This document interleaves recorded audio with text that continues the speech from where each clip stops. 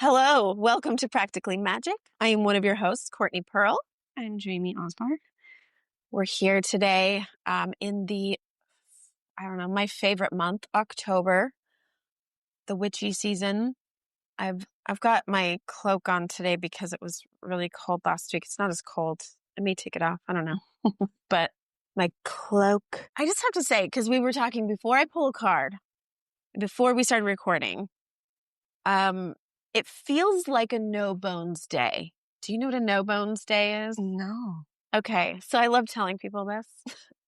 There was this big trend going on in COVID. So listeners, you may remember this. During COVID, when everybody was stuck inside and mental health was a struggle, there's this pug named Noodle.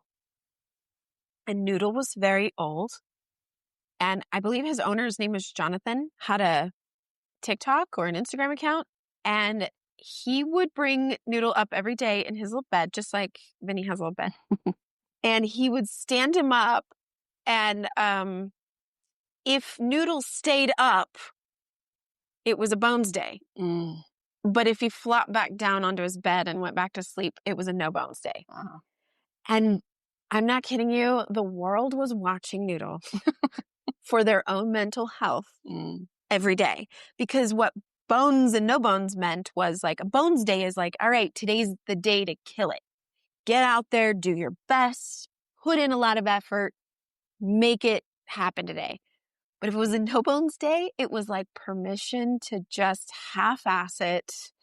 All you want it. Like, no, like, yeah, you might have to go to work, but maybe you just don't kill it today. Yeah, you just do the bare minimum. Just do the bare minimum. So this morning we're waking up, texting each other and like, I'm moving slow today. I'm dragging. Ugh. And I'm like, you know what? It's a no bones day. Now there's a book. There's a children's book, No Bones. Oh. And Noodle has since passed. Oh. I followed Jonathan's account. I still do. But he, I think he lives in New York City. So it was like the story about Noodle. Everybody loved him. He had like millions of followers and goodness. People were just like tagging and hashtagging No Bones Day. It's a No Bones Day. People were waking up in the morning to find out if it was going to be a bones or a no bones day. And I read that children's book to my art students because I'm like, you guys, you can't kill it every day.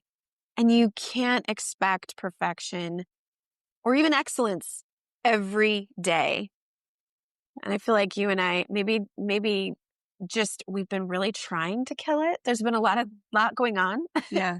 You've got new inventory. You've been working hard at the shop. You know, building things and doing things. I've got events coming up. We're trying to get ready for. We had all the things with Promise to Live during September. We were doing all the interviews and fun things, really fun things. Yeah. Lots of workshops and classes I was trying to get ready for and promote. And I was just like, oh, maybe today is just like. That's a no bones day for sure. Whatever kind of a day.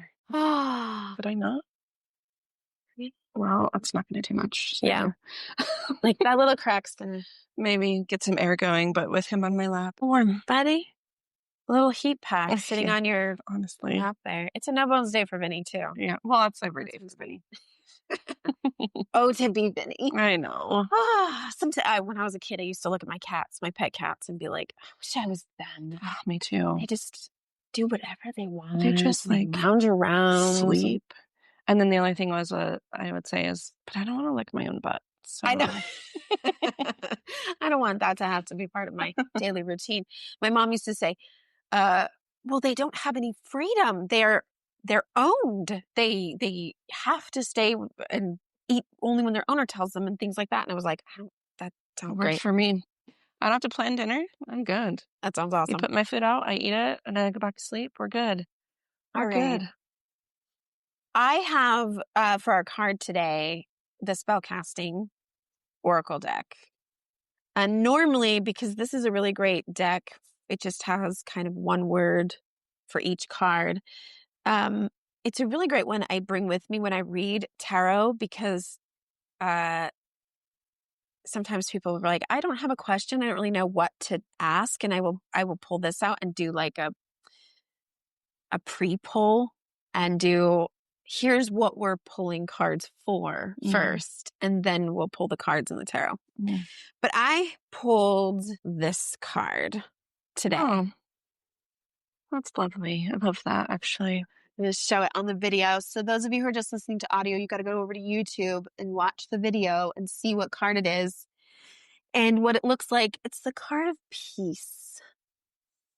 It's very angelic. It has a lot of purples and blues in the clouds and some doves. It's interesting we pull this card, especially because we have the crystal that we're doing today. It's a lot of throat chakra things coming up for people.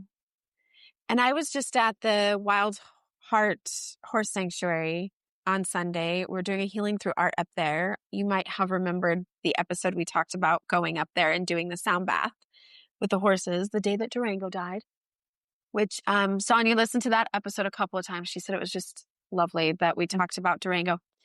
But I went up there and she tells me that the horses are shamans. They are transmuting your energy. They are letting you know what you need to work on or where your blocks are. We went to the fence to see them. They all came up one at a time, like said hello. And a few of them, as soon as they came out to say hi to us, they walked straight over to, there's a brush on the fence. And they went straight over there and they started just rubbing their throat all over the brush. And she says, oh, when they do that, like they say hello and then they go right over there, it's telling me that my throat chakra is blocked or that I need work in my throat chakra or something like that. So I just think it's interesting that that's coming a lot up lately. Yeah. Do you feel like something is needing to be expressed? I feel like the world's throat chakra is blocked right now. There's like an overpowering voice that's trying to, what's the word I'm looking for? Oppress. The voice of the people. Yeah. I can think of a few things that happened in the last month. It's been such a heavy year so far. It's just been so heavy emotionally, energetically. There's been so much violence and so much hatred that I think a lot of times when you see somebody that speaks their truth, whether you agree with it or not, and that person is taken out for speaking their truth, a lot of times that gives people power and it makes them want to stand in their truth more. Sometimes it brings you down a level, right? Yeah. It's like, I don't want that to happen to me.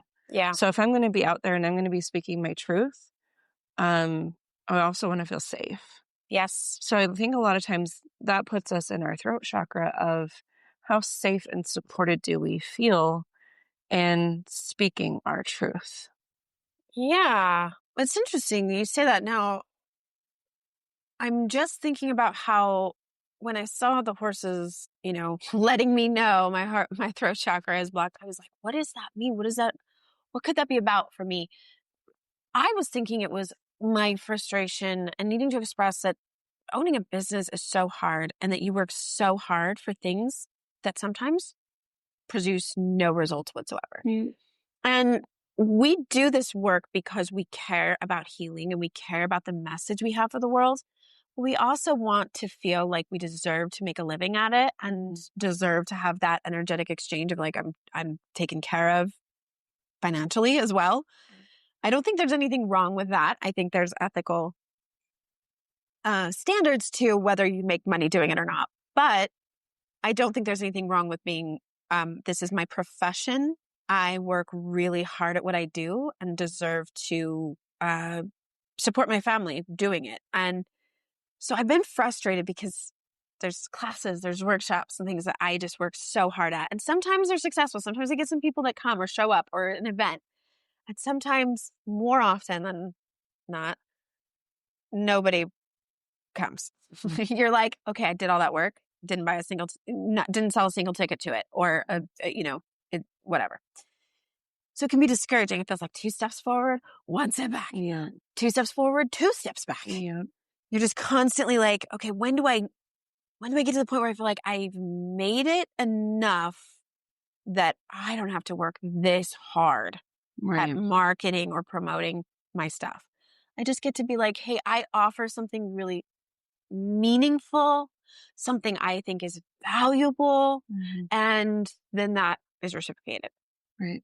But then as you're talking about our voice, it just occurred to me that maybe there is some level of fear blocking me from that success, because I might be a little afraid of, if I put myself out there that much in this sort of political climate, with certain belief systems taking over. Things going backwards. Yeah. That's what it feels like.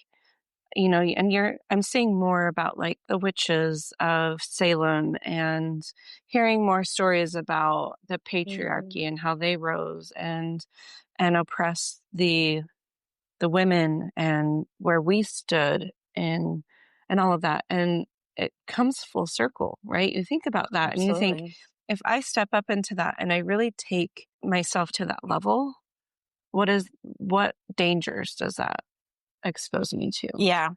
And, you know, who's it going to anger? Right. Who's it going to trigger? And it starts with, for me at least, a negative Google review or something like that, where it's like, it puts me in check. Right. And that shouldn't affect me as deeply as it does.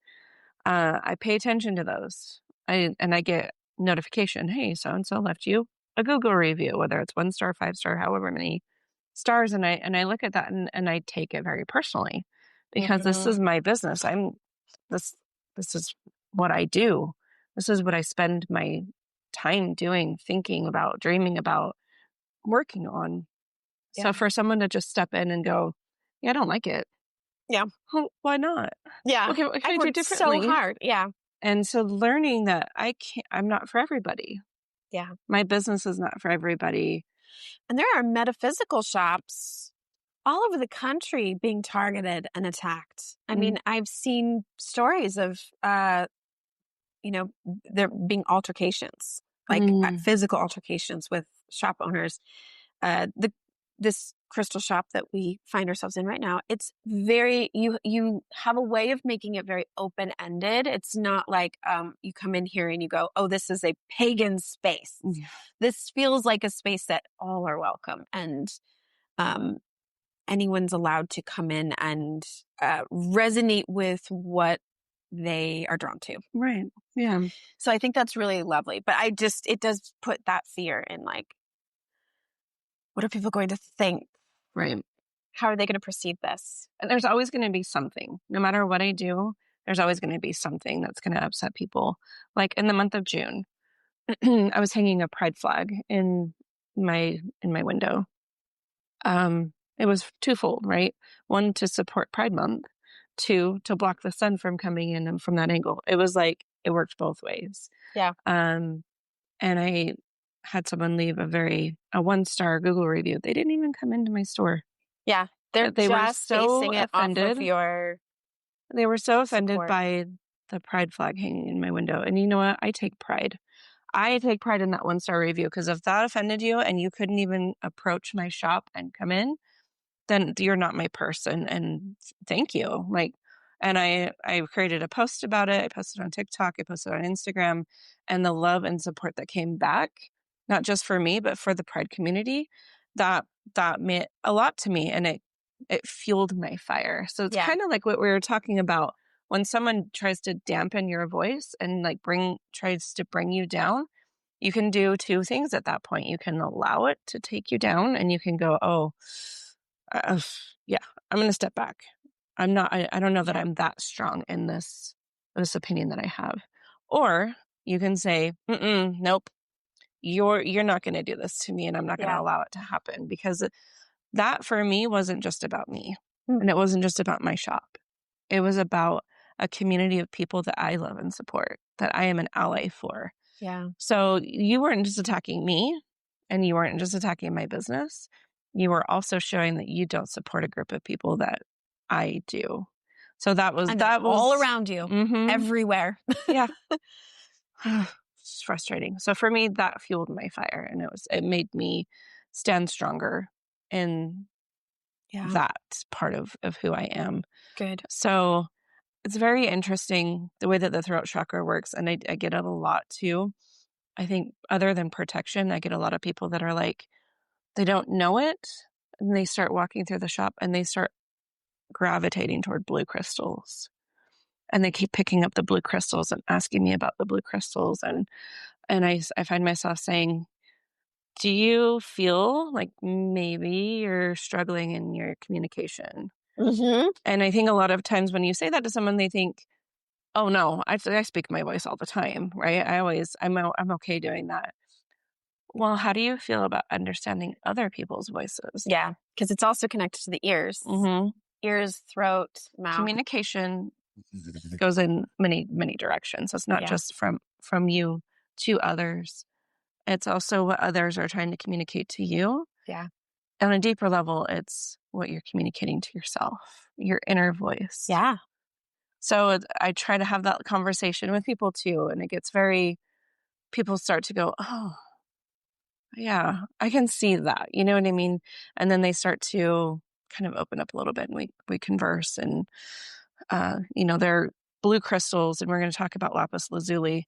I think a lot of people are very familiar with Lapis Lazuli. It's a very dark blue. It's very patterned. I think a lot of people are very familiar with it.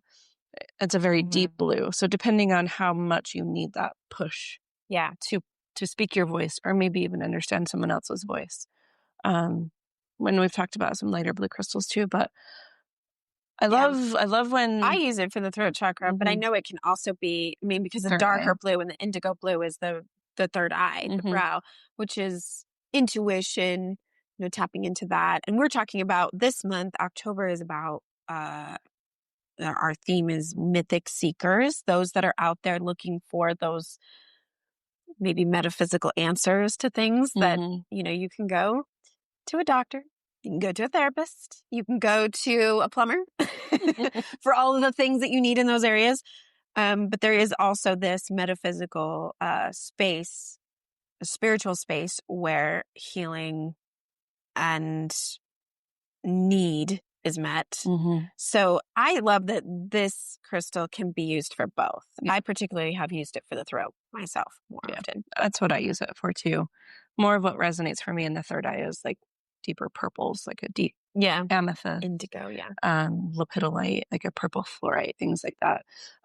So I think, and that's where I come in as a guide, right? I'm not going to be like, I'm not so black and white, and I'm trying to help kind of broaden that gray area for people, because we have so much information out there in technology, TikTok, reels on Instagram, people that are like, I'm going to tell you what this crystal does and what it's for and blah, blah, blah. And it's like this box that they put it in. I don't like to do that. I don't like to put anything in a box per se. I like to broaden the horizon, feel the crystal, work with the crystal. And I get it a lot too. Well, what should I do with it? What do you want to do with it? What feels right to you? Yeah. Take it home. Walk around your house. It feels weird just for some people to take a crystal and walk around their house with it. But then again, that's just offering them a chance to empower their intuition and say, if you feel weird doing that, whose voice is that telling you that that's weird? Right. Like, if you were to walk around and no one else is there, by the way, I just have to point this out. When people engage in something like this, it to me is similar to dancing by yourself. How many people are self-aware and self-conscious dancing by themselves? They're like, I look stupid. To who? Yeah, right. It feels good. Why would you care? So the tap into your intuition. There's nothing weird about that. Yeah. It's nothing weird about going, what do I feel? What But do I want? We've been so conditioned to look outside ourselves for those answers, to trust what other people are telling us to do. At least that's for me. And I feel like that's a lot of the world, is that they're looking for someone to say, tell me what to do. Yeah. Especially women. Culturally, we've been raised to be more community oriented. I mean, that's kind of the feminine energy anyway, is to be like, you know, how do we all work together as a community? But it has also translated into, I love Glennon Doyle uses this example. I don't remember if it's in her book or if I heard her say it. But she said, if she asks her daughters in a room full of girls, all their friends, she pops her head in and says, "Hey, do you guys want me to order a pizza? Are you hungry?" They will look at each other first. Mm-hmm. They'll go, "Are you hungry? Do you want pizza? Do you want?" It's like they have to get a read on the room before they can decide if they themselves, in their own body, has a hunger or a need. Versus her son, who she'll go, "Hey guys, you know, it's her son and all of his friends, all these guys, and you guys want a pizza?" And they don't look at each other. They're like, "Yep, I'm hungry. Yeah. I want, what, I like this on my pizza." They know what they want and they're asking for it. And it's just important to note that, because it's this deconditioning that we have to do as women to be more in tune with our own bodies, more in tune with what we want. And this is going from throat chakra again to like crown to third eye, was to just be, what is it that you want? What is the you inside you guiding you to do, rather than what looks weird? Or even like if I'm putting a crystal up in my house, I'm walking around and I'm like, where does this belong? Where do I want to put this? Most will think of what looks good to other people coming into my house. Right. Like, is this decor? It's about the aesthetic rather Aesthetic. than the actual energetic assistance that crystal brings in, right? So yeah, my house is not like that. People walk into my house and it's got a vibe. I like, you know, I'm an artist. I'm into aesthetics.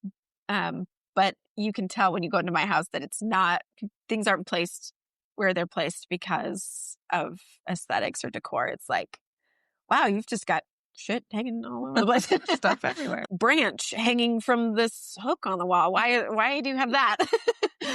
Like, it needed to be there. Yeah, that's where it belongs. belongs. To tell you where it belongs. But I like that you said with the throat chakra, going back to that,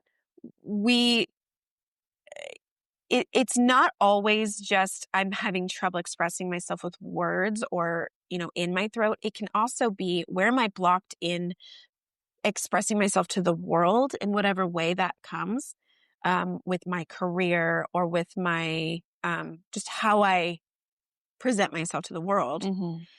And it can also be overactive. I do in my healing sessions with clients, I'll do a pendulum read of chakras, you know, if they're blocked. And sometimes it's swinging so big. I don't get that as often with the throat chakra, but I do get it sometimes with the crown. I'll have someone it's just like, whoo. And I'm like, hey, are you getting headaches? Because you're letting a lot in. But with the throat chakra, it can be overly expressive. I mean, these are people that it's like word vomit. Yeah. Diarrhea of the mouth. Yeah. Is sometimes what we call it. Like, maybe you don't have a filter, or there's nothing that you wouldn't say. Even when later thinking back going, why did I say that? I don't really think that. I don't really believe that. And you just said it because there's just words and they're just coming out. And when you're talking about the pendulum, and we've talked about this a little bit too, is sometimes the pendulum's all the way over here. Yeah. And you've been oppressed and you've been told you don't have a voice. And then you find your voice and you take it all the way to the other side. And instead of saying, well, I don't have a voice, I'm not going to say anything, you then start to say everything. Everything to everybody. To everybody at all times. And it's this constant, I've had this in me for so long, I have to get it out type of a thing. Yeah. Where let's try and like bring that back here in the middle. And that's where the crystals can kind of come in and help support that. It can either bring you from way over here and help you find the voice, or it can take you from being over active. Yeah. And saying everything, and also letting emotions in the moment take hold of everything that you're expressing. So it's like your family, whatever, the kids are annoying you, and you just blah, and it's Yeah. yelling, and it's, it's not productive in any way. Exactly. Coming into balance, it can look like I can express myself. I can say what I feel. My feelings are valid, but I can say it in a loving way, and I can hold boundaries. I can hold space, but it's also in a respectful, loving way in the Right. space, right? Right. With the Finding that people. balance. And it comes back to the card, because I think when we're living in that space, it brings peace. It's Yeah. not like you're constantly worried about what you're saying Yeah. and how you're saying it, how it's going to be perceived. It's like this constant vicious cycle of, oh my gosh, oh my gosh, oh my gosh. Living in that area brings peace. So Yeah. it's like everything kind of is tying in together. And I love how that's working, because we don't particularly plan what we talk about. We try to have a little bit of a guide. We do decide the crystal just because it's easier than trying to figure out in the moment. But it's interesting that we picked this crystal and then you pulled that card, and then It was like, talk about this today. yeah, and it's bringing in the experience that you had at the horse sanctuary. Yeah. And I'm going to I'm like, share, why? I didn't know if I was going to share this because it was a very powerful, a very big emotional experience for me. I went to a concert over the weekend, right? It was 3 Days Grace, Breaking Benjamin, and there was another band that we missed. But 3 Days Grace, I've never seen them live. And that we love music in my family, and that's part of our throat chakra. It's like how we express love with each other. So we tend to go to a lot of concerts together. When we're together as a family, we tend to play music and share that with each other. And I knew 3 Days Grace. Like, I knew that I liked them. I knew that they had some popular songs that I knew. Well, they started playing Let's Start a Riot. Okay. Like, in a crowd, and this was a sold out concert. Sold out. There was thousands of people. Oh my gosh. And the energy that my heart was racing, and I was like jumping up and down, and I was like pumping my fists, and I was yelling. I won't tell you what I was yelling. It was more than Let's Start a Riot. I literally like turned around to the crowd behind me, and I was like, yeah, let's go. And it was like, it felt so powerful, and I felt so energized. And I keep saying those words. I'm like, let's start a riot. Yeah. Let's do it. Let's start a riot. Yeah. I know that sounds awful, because riots are technically not good. Yeah. But I am so to get tired. hurt, but I'm so tired of the way that the world is right now. yeah. The way that I feel like let's start a riot, it's like saying let's start a movement. Because I feel like that's even more. I mean, yeah, you can go riot. Sure. Yeah. And history has shown us that is a thing. In that form, in the violent riot, right? Like, I think that's the thought that comes to our brain, is like, back in the 90s, there was the LA riots, and there were all these riots that would happen because there was dissonance in the country. I feel like that's starting to come back around, and I don't want to start a violent riot. Right. Yeah. So a movement is a better term. Yeah. And I feel very called right now, and I don't know what that looks like, and I don't know how it's going to happen, but I want to be part of something that's going to start positive movement forward for this country. Yeah. And for the world altogether, because the world is looking at our country right now going, you guys okay? Right? We're not, by the way. We're not okay. I'm not okay. This is a scary time. It is scary for anybody that's in any sort of a minority, whether that be a woman, a person of color, a person of different gender. Basically, that stronghold of the privilege of being a white man that we've had for, longer than America's been a country. We know this. This isn't new. But it feels like this is a grasping stronghold of that. Like, I will not give up. Hi. Hey, you're okay. Not yet. Hey, you're fine. It's like, we're not open yet. Like, hey, customer. Go away. Come back later. Oh my gosh, I love it. She's barefoot. This girl came up, said, are you guys open? I'm like, come back. Come back in a bit. She was here yesterday. Oh, yeah? And shows her piece of moldavite.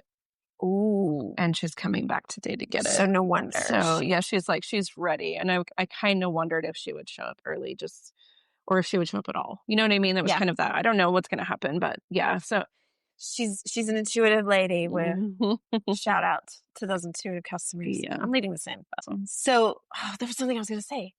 We're talking about movement. And we're talking about the oppression of the patriarchy and their the stronghold of that privileged group. It just feels like this is like we see that these other groups have a power too, and we just can't let that go. We can't let them have that because we feel scarcity. We feel like if we give other groups power, we won't have any. So this feels like a strong grasp of it. Like they're just holding on as tight as they can. But I've said before in the podcast, many ways to resist the forms of society that don't work is to find ways throughout the day where you're like, I'm not engaging in that. I mean, every time I get into that mode of chasing, how do I make a living at this? How do I, capitalism. I'm like, how do I do this? How do I do this? I go, you know what? If I resist that feeling and I work in a different space, I'm actually part of a riot or movement that's against that. And I can work against it in my own time and space. Yes. So it doesn't always look like rioting in the streets, but it can look like taking a nap in the middle of a day. Right. And being like, I don't actually have to work this hard. Right. It's not healthy. I don't get to work myself to death, my energy, my health, my everything for the world of money to keep turning round and round and round. So yeah, it's that balance of like, I gotta keep food on the table, but I also don't have to live my life like that. Right.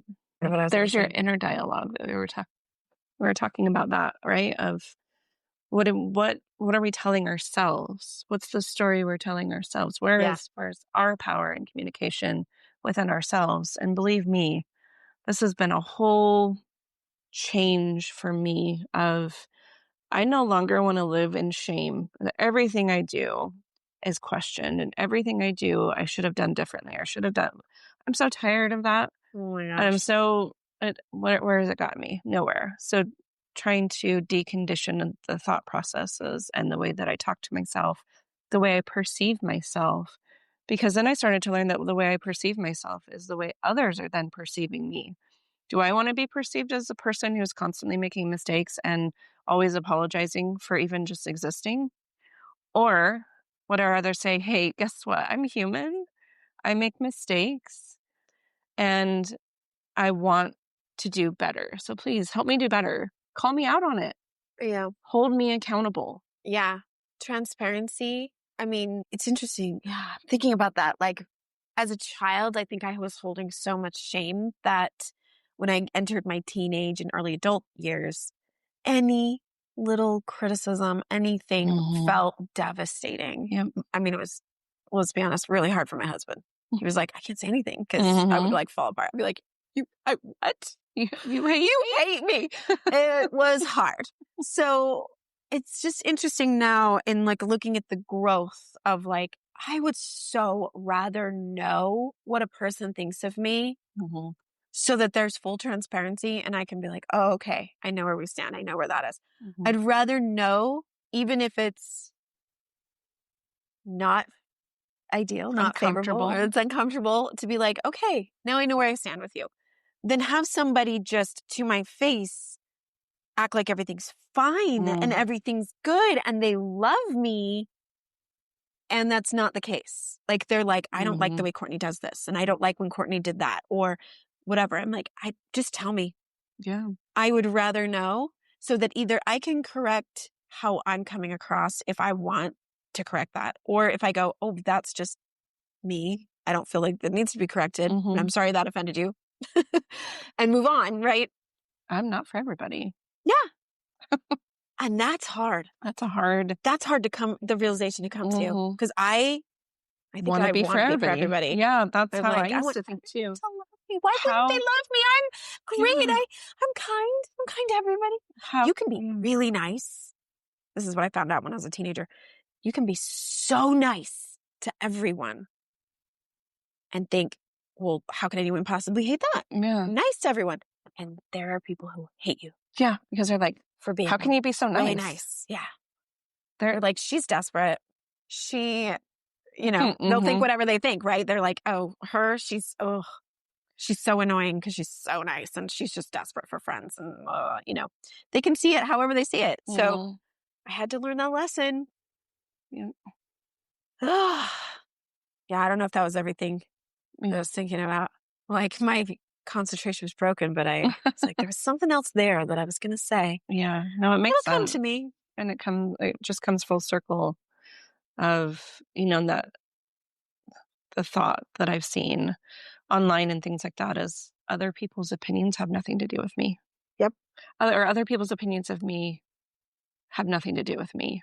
So it's like, how do you just let that go when you're conditioned to constantly worry, oh my gosh, that person doesn't like me, or what could I do differently so that more people like me, or whatever it is. Well, I'm just going to be me.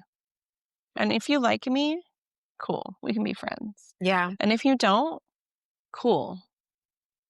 Go live your life. I'll live my life. Let's all be happy and find peace. Yeah. Because when you step into your most authentic you, and none of us knows who that is until we start doing the work, right? Because we think, oh, I'm me. I'm as me as I can be. And then you start doing some work and you figure out, oh, there are a lot of parts about myself that I changed and adapted and quieted and molded and contorted into a space where I could be pleasant for other people. You ultimately, everyone is doing it all the time. Wearing masks, we're doing the best we can to survive in a world, right? But when you start stepping more and more into that authentic self and you go, okay, so not everybody's going to like this part of me, but I've got to be me. And you start doing that little by little, shedding the layers. It's interesting that you start making real connections with people. Not everybody, obviously, but the people you're meant to be with, where the connection is real and vulnerable and I see you, you see me, and we like each other. Or we don't, but we're able to have the conversation. Yeah. Right? It's really, really powerful to be in that space. Wouldn't you rather actually belong than just fit in? Yes. And that's where it kind of comes to, is you get to, I think, our age to lumping us together. It's our age. But I'm like, you get to an age and it kind of starts around your late 30s and into your 40s where you're like, I am so tired of being whoever for everybody else. I want to be me now. And I don't even care that much if there are people that don't like me. Right. I want people to like me for me. Right. So you start stepping into that. Man, wouldn't it be amazing if we did that? And that 20s. See, and that's what I'm trying to help my kids do. Yeah. Is I didn't do the work until later in life, right? I had a very big, tumultuous situation happen in my life that upheaved everything. That's usually how it happens. And those can't be prevented, but you can be better prepared. Yeah. For something like that to then not like live in shame and say, oh, well, I deserved it because I'm this or that. So like trying to help guide my children, and all my children are adults now. So they're still my children though. And I'm still trying to help guide them is, what do you need to be okay? Right. You want to talk to me? I'm here. I'll talk to you. You want to learn from me? I'll be happy to help you. But also there are so many resources out there. There's therapy, there's energy healing. There's so many modalities. Please find out what works for you. And I want to support you in that, right? Like, absolutely. So, I look at my kids and my daughter is 19 and the tools that she has in her life now at 19 years old. I'm so jealous. I know. I'm so jealous because she's been provided with those and has them and can utilize them. But then I also feel proud that she has those things and that she can set a foundation that's stronger for herself and maybe avoid those huge, tumultuous, or at least the way that it affected me, right? The unpreparedness that I had for something like that. Because you cannot avoid You can't avoid them. situations, other people's choices. Those are things you can't control. Mm-hmm. But man, if you were a more healed, authentic person, you could, and by the way, resources, as you're talking, reading the Four Agreements is a great one, because being impeccable with your word is an agreement. When working on the throat chakra, that's part of it, is make sure that the words that come out of your mouth are as honest and loving, in that frequency as possible. Because if you're going to make a promise to someone, you're going to need to keep that promise. If you're going to say something, it better be pretty honest and true. And then not taking anything personally. I think both of those things play in that throat chakra space, because you're talking about the way people see you and the way that you express yourself. It's like, you're not going to be for everybody, but don't take anything personally. Right. Anything that, those reviews, those Google reviews on your business, it's like, that is someone's opinion and how they felt about this flag I had in my window. That actually has nothing to do with me. That's not a personal attack on me. This is just, and I get to keep doing what I do, what I'm passionate about, and earn a living doing my beautiful, passionate thing. Yeah. I'm going to go to the crystal and we'll show, this one's actually really, I'm watching the gold flecks in there. So the question I get a lot too is, what's the difference between lapis and sodalite? Yes, I always get them mixed up. They're very, very similar in coloration. But what you'll find in lapis lazuli that you don't find in sodalite is veins of pyrite. So that's the gold flecks that you're seeing is pyrite. Ah, yes. So yeah, they're both a lazurite-based crystal, which is what makes it blue. So they do look very similar. And for me, that's a very similar energy. I prefer lapis. I don't have a lot of sodalite in my personal collection, but to each their own. It's whatever resonates with you, go with it and use it. And wow. Yeah. I know I was holding those when we got them out, and I was just like, wow, I didn't realize how much I needed this energy today. Oh my gosh. Yeah. I just felt like a huge, yeah. It's so beautiful. All of a sudden. So perfect. So get yourself some Lapis Lazuli, and you can get that.